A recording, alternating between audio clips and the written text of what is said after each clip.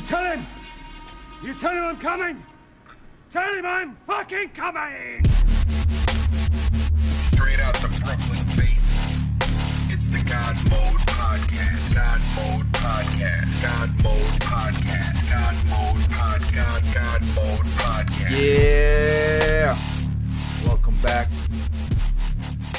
Motherfucking God Mode Podcast. Back in the building. Session 158. I was gonna do a beat tonight, honestly, but then I got the fucking phone call. So I'm always happy to get the phone call that somebody's gonna be on. And no, you called me. Stop lying to everybody. Look at this fucking guy. You called me? Telling the truth. Yeah. Well, you called me back.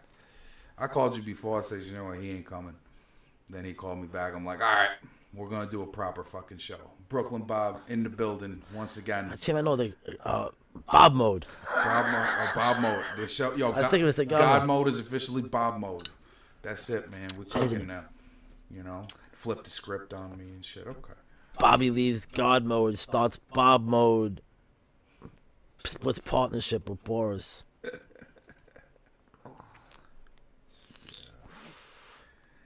Getting better at this now, Boris. Shit, I think so. All right, so what were we talking about?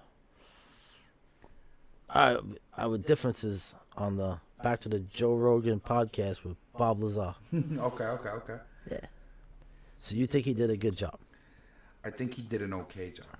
That's not good, though. When you have Bob LAZAR, you're supposed to do a great job. Fair enough. That was like a big interview. I don't know. Like I said, I think he didn't challenge him. They didn't go into detail about shit. And I really, when I first saw that, I expected, wow, this is gonna be like the craziest podcast ever. This guy's just gonna talk about everything, and he's drinking whiskey. Right. I figured if he's drinking, he's gonna tell us everything. And it's like he didn't tell us anything different than the 6,000 documentaries from the 1990s and up, or whatever the hell they leaked them. You know? Right. Yeah, the shows that he used to do all across. And yeah. When it was still like grainy ass TV. It's like watching a remake of a movie, but it's exactly the same. Like they didn't change nothing. It was the same thing. It really was.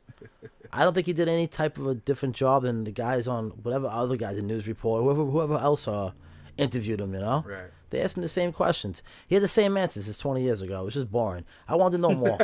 No, I wanted to know more. I really did. Well, you think that he didn't ask him enough probing questions. How about this? The propulsion system, the little thing that looked like a basketball and was on a metal plate. I mean, it sounds too like earthly to me from him, you know? Like it's round like a basketball and it's on a metal plate. I'm like, right, great. Can you tell me more about it? What color is it? Anything else about it? He only asked about those wires inside. He was like, right. He didn't answer nothing. I wanted to know, like, you know, did the thing glow? Did it do this? Did it do that? What the fuck did it do? You know, when okay, seriously. Did it make sounds? Anything, like, you know? They didn't ask no questions. But I think he asked enough questions because I'm like we were talking about off camera. And you saw the headache thing. He probably had his manager, you know, sit down and go like, these are the things that you shouldn't get into. Yeah, you know what his manager told him? Listen, man. This guy's gonna ask you this, and that. Don't answer this. Don't answer that. We don't want to know we're bullshitting. You know what I'm saying? Don't fuck this documentary up on me. This you know? This is possible. Yeah. That's why I don't hold it against him. And you know what? Joe brought another really ridiculously interesting person from cult classic history on his show. You know what it is too, though. I don't think Bob LAZAR. I think he worked for the government. I think he might have heard things, but I don't think he actually worked at these places. Well, throughout that whole era, everyone was talking about shit like that. Yeah, but the thing is, he could have still been working in those facilities, but those facilities didn't have what he's saying that was there. Maybe they just got rid of him because he was a fucking wacko. He's a fucking psycho. That's possible, Like, too. get rid of this guy. He's a little off. I mean, didn't he say he put a fucking goddamn, like put a jet motor on a Honda or something like that? He's flying around. He did. So he's obviously, driving. Yeah, so obviously he don't care about the little kids crossing the street for school. He's a little out there. Like a mad scientist. You sound like Breeze in the Flying Cars. Yeah, but you know what, though? Yeah, you're right. Maybe he's a mad scientist. You're right. The government said, yo, get rid of this guy. He's a loony, you know? And he's not... We have 1,000 people like him. And boom. Because you know something, though? I can't see if someone was that intelligent and they put him on a project that was that important, the government's not going to pick just any person, number one. And number two, when they do pick you, remember the screening process he said he went through? Right. That can't be the fucking process.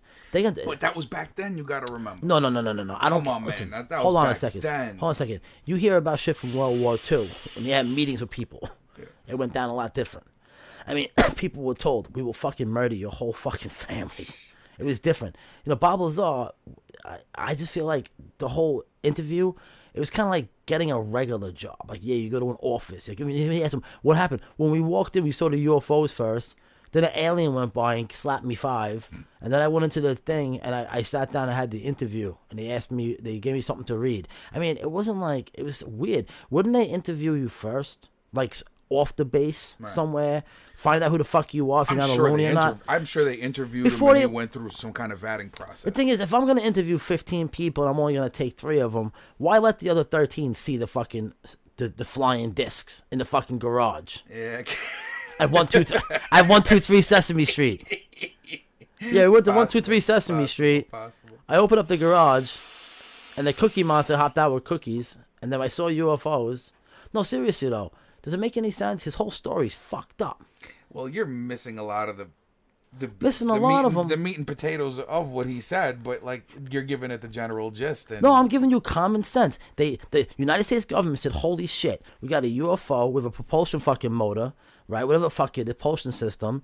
We don't know how to figure this thing out. Let's get 20 or 30 scientists over here that are doing this shit. They probably give them a list. Let's interview these guys and talk to them and see who the smartest guy is out of all of them. Do. Okay, where do you want to meet them? Let's meet them next to the UFOs."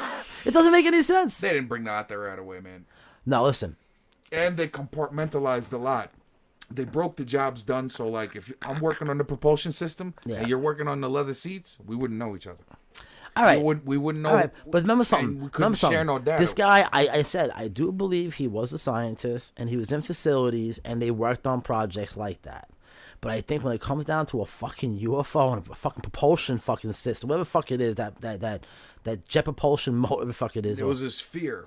Whatever, the spear, yeah, the spear. A sphere. Yeah, and it said Toyota on it too, I think. Toyota sphere. Yeah, you know? And they put it on a plate, and when you put it on a plate, quote unquote, all this shit, it's supposed to activate. Now my question, okay, it's on a metal plate, right?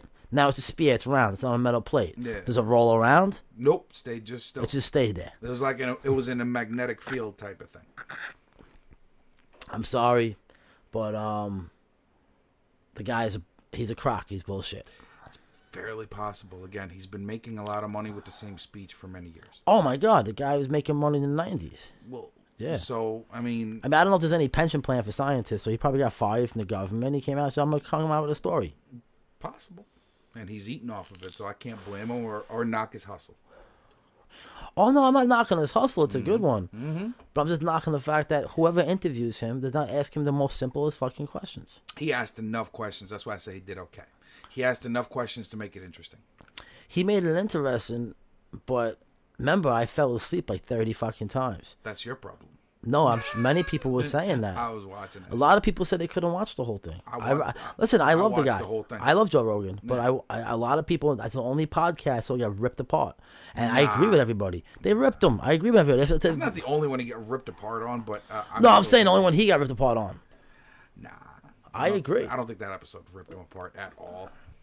Listen. He's fine. This guy LAZAR was dancing around every question with these stupid, fancy fucking scientist words. But those are the words we want to hear. Yeah, but the thing is that I wanted... What did he want to say? Yo, Bobby, the aliens are this way. Come.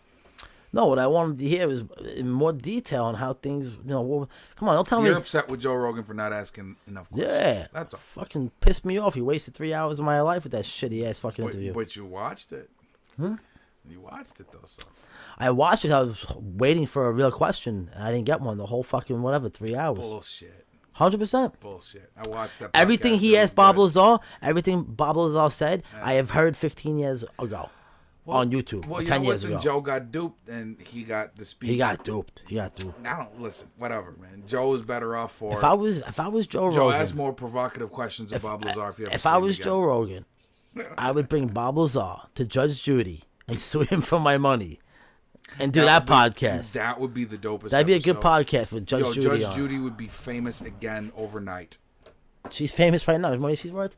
$500 million. Yeah. yeah. She's loaded. Judith is not playing. Richest judge ever, I think, in history, probably. She has to be. Listen, She's loaded. Do you know how long she's been doing the show? Shit. She has like 4 other